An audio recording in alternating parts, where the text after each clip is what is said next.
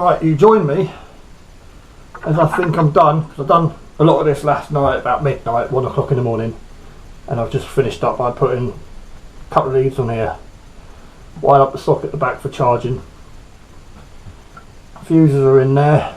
We're going to got 2 blank, 2 I don't need, so I'm going to put a spare 2 amp fuse in there and a spare 10 amp fuse at the bottom. In there, not being used, so there for the spares. Cover one, not tested this yet. I ran power to the charge controller last night when these 2 were wired up, but the whole thing wasn't actually wired up. I tried to recycle, use stuff I already had, because this is my old battery box on my old car I used to have in the boot. I bought some new wire cable, 12 amp cable, and I bought the fuse box. Solar controller I already had, the sockets were still in here from last time. All I had to do really was wire it up. I've got to secure the battery, but from now I'm just going to drop it in, wire it up, and then I'm going to put some blocks of wood in the sides and front so it doesn't move around, obviously. I should use the M8 screws that came with the battery, but they're out in the shed and I've not got my shoes on, so these might be too long. Let's test fit one of these, because I think these ones I've got here are too long. Yes, they are way too long.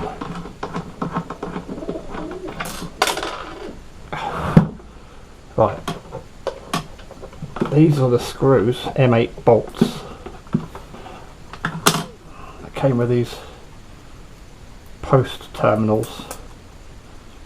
So I'll put them back in there, then I'll go to the bloody shed and get the right ones. Right, change of plan.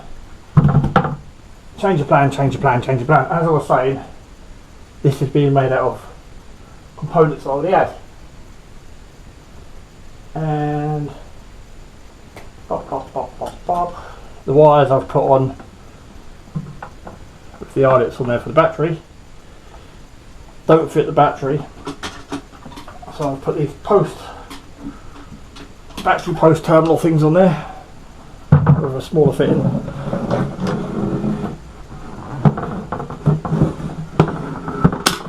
Try not to actually drop the battery in there, as the expression goes. Before we hook that up, we're going to open the app up and make sure the battery is actually switched off. Ba, ba, ba, ba, ba. And for extra safety, spectacles, solar shed, go box. The app automatically connects, you just got to wait. I don't want to connect this battery up if it's on, if I'm able to turn it off. So go box connect. Right, it's connecting. This is definitely there. On. Oh, this battery's on. So we'll turn off the charging capability and we'll turn off the battery. Double check that's the right battery. Solar go box, yes. Because you can name your batteries. Right, that's turned off. Now I'll find a screwdriver. We can hook the damn battery up. This is just to go in the car to run radios off, or if I go camping I've got a little bit of power. 100 amp hours is more than I need. I should really put a 120 watt panel on here, because that's what the charge controller can handle. But we're just going to leave it with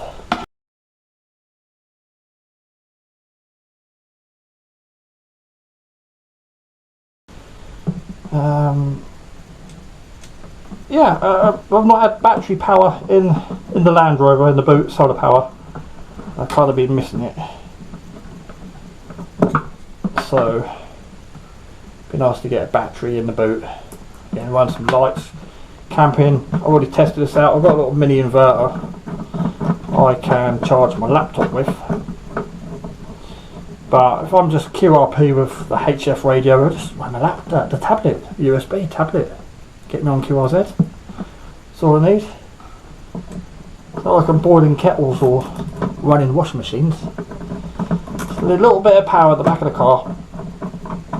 For portable radio. Or again, if I go camping, I can plug the laptop in. Run stupid amounts of lights everywhere. All I've got to do for this though is get the mppt controller for this controller out the shed, plug it in and reprogram this, because this is programmed for lead acid batteries.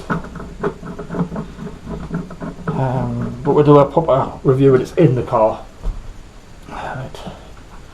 Lid on it.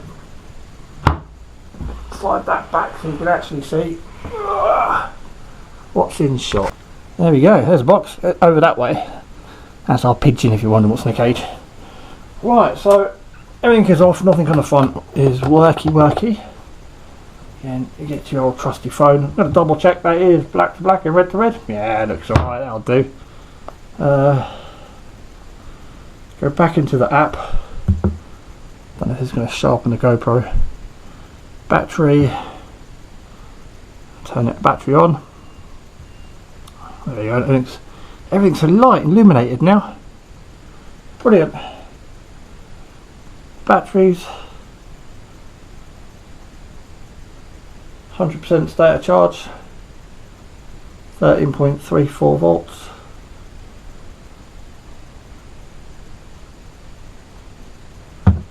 Let me see, and then zoom to the bottom.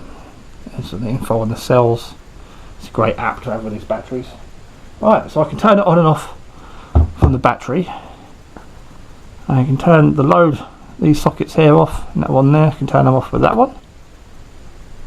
But as I say, this is still wired up for lead acid. This EP tracer, it's a 10 amp one, mppt. I've got the 40 amp in the shed. I don't need the extra control here. I don't want the Bluetooth dongle out. Once this is programmed for lithium batteries, you know, I can just unplug the other screen. Don't need it. I want this kept simple, cheap and easy. Mainly recycled parts, stuff I already had laying around. As I said, the only thing I bought was the fuse box, and that's it. Alright, I'll do another video. This crazy stuff. Yeah, I don't recommend these, but I've got one of these left over from years ago. I can actually charge my laptop off that. It's 120 watts. My laptop's about 35 watts, but if it's not completely flat or turned off, it will charge at about 21 watts. So that will give me an extra USB port. Charge handheld radios. Probably charge my mini chainsaw with that. It will charge my cordless jet wash. That will charge 18 650 cells. 240, 220 charger. So yeah, that's that.